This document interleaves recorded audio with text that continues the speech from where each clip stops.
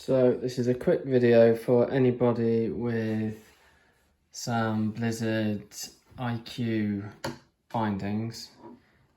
This particular pair is IQ 4.5, which is off a set of junior skis. When I bought these skis, the bindings weren't quite in the right place at the back because they'd been set for the incorrect ski length, and having searched the internet, I discovered that a lot of people had purchased skis with the bindings already installed, and they'd found that they either needed to remove the bindings or they needed to adjust the bindings, and a lot of people were struggling to get the bindings off. In particular, people trying to slide them off the back, because ultimately there's this one recession here, which this piece is located into. Otherwise, the bindings front and back slide into these recessions here. It's effectively like a track system. But the important thing to note with these is everything goes in from the front to the back. Just to demonstrate exactly how this system works, installation, I'll put it together and then I'll take it apart. So installation first, what you will do is you will look at your ski length. So in my case, I've got 110 centimeter skis, and the line for 110 to 130 is here, 140 to 160 here, 80 to 100 here, and 70 down here. There's a corresponding ski length line on this white piece.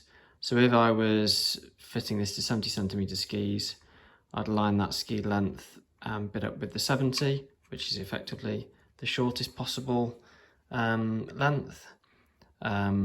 Otherwise, as I said, in my case, these are going on 110s, so you may not be able to see this in the light, but if you look at your own skis, it'll be very clear. You slot that in there, ski length lines up with the 110, and then you take it over to the ski and you slide it in at the top, and you push it all the way back until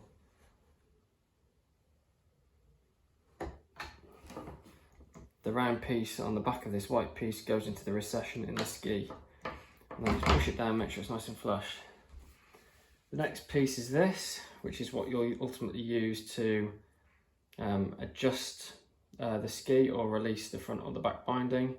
So again, this piece just goes in the groove at the top, and you slide it back, push this white button down, slide it back a bit further again, and ultimately that locks in.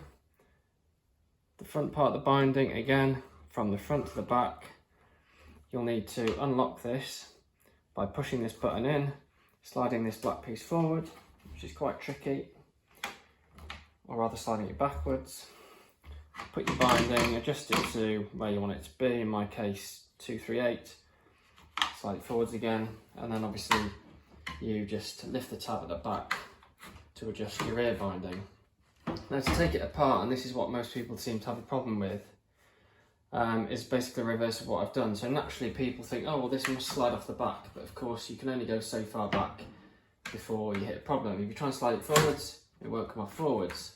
And the part that most people go to is they slide this back, they can get the front binding off, and then they're like, well, how does this binding come off? It won't come off backwards or forwards, and people have hit it with hammers, and obviously they're getting nowhere. So the trick is essentially a reverse of what you did to put it together. So you push this button in and push it in again, and this time you sort of lift this serrated bit, or this tooth bit at the front, and you slide this black piece off. So everything goes off back to front now. So that piece comes off, and then this piece, so the little round piece that goes into the recession is under here.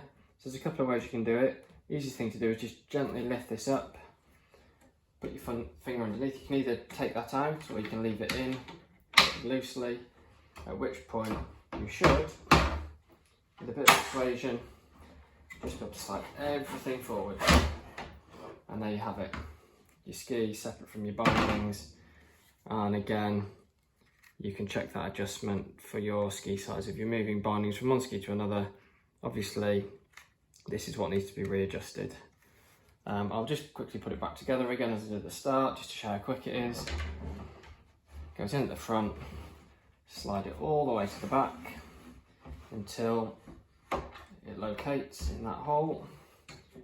This piece next, it even says tip at the front, again into the track, slide it all the way back until that locates, and then finally this.